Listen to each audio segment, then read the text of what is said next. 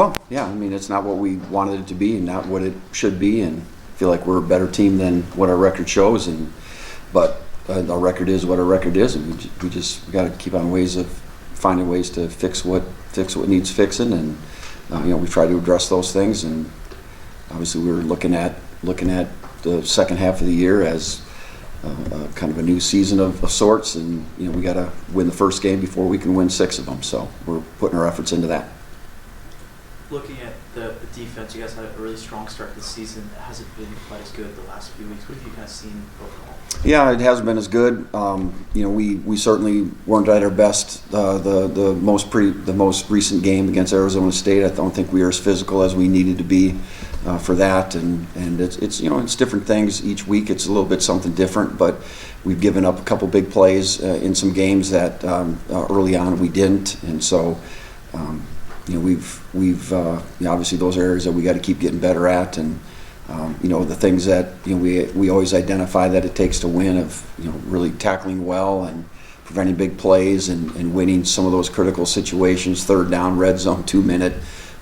As when you win, those areas show up pretty good normally. When you don't win, you can always look at those things and say, hey, that's there's some pretty telling statistics. So we've still got improvement to go. Against Arizona State, Jalen Todd and Taylor Davis playing quite a bit. What did you see from them? I think they're both really good kids, super coachable, good athletes. Really, I thought both guys responded well to what the situation they're thrust into. They hadn't got a lot of meaningful reps at all, and things are what they are sometimes through injuries and whatnot. So I thought those guys both responded really well, and they continue to get a crash course and just really there's getting them up to speed, if you know what I mean, and making sure that the details of things are understood by them as well. So they're really working, and they're practicing really well.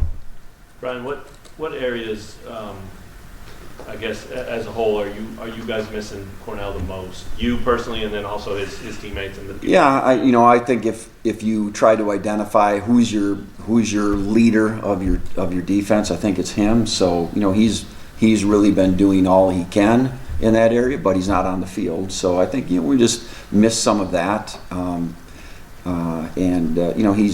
he's a pretty good at diagnosing things and getting to the ball well. He's able to get around the ball well. So just miss a little bit of those kind of things, and so it's like anything else. It's you're missing some pieces, and it is what it is. You gotta the next guy's got to step up, and we're doing all the things we need to do. The guys that are stepping up are embracing the challenge, and I can't say that we're playing poorly in his absence with those guys, but it's never quite the same, but I think most of all there's a comfort level in knowing that your leader's out there on the field, and we just don't have it. Where can Taiwan improve to help make up for that? I've said this before. He's really doing everything that he can. He studies. He tries to be a really good communicator out there. Not just tries. He is. So he's really stepped that part up. Again, that is it's a focal point of our defense in terms of communication, and he's doing really good in that area. I mean, he's really embraced it and taken it upon himself. So I have no negative things to say about Taiwan Berryhill, where I think he's playing as hard and really for the most part as well as he can.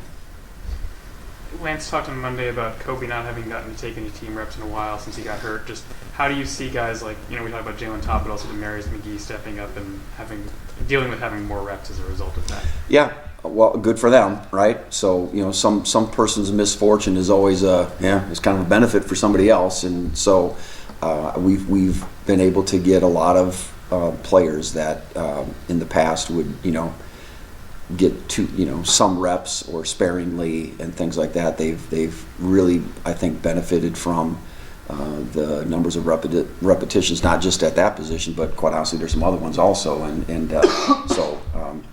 You can't really be frustrated by those things because, some of that's out of your control, and we have to. Here's what you have, what you can deal with in the moment, who you can deal with in the moment, and coach them as hard and well as you can, and help them elevate their play. So I guess that's guys like Kobe who have, the reps have been a lot more limited, and some other guys, but it's really been a benefit for Jalen Todd and Taylor Davis and some of those other guys. They've really been able to get a lot more game ready. Billy Fritz has long been a quarterback run game type guy, and they appeared to kind of find their guy against TCU. Yep. And Young Chris. What have you seen from him and from that offense? Well, if you look at, he's played all the games. He hadn't started, and the other guys probably played more. But obviously, I think they've probably determined that he needs to play more, and obviously they won a game when he did. So, good athlete, long, good runner. Not so much of an elusive tackle breaker, kind of like some other guys we've had, but he's long and he's linear, and it's a little bit hard to tackle sometimes just because some of the length. He kind of runs through some tackles and stiff arms and keeps guys away. So he really uses his length pretty well, and again, he had about a 70-some yard run for touchdown the other day, and pulling away from guys. So I don't think we want to let him get in the open field too much because he's going to be a hard guy to catch. So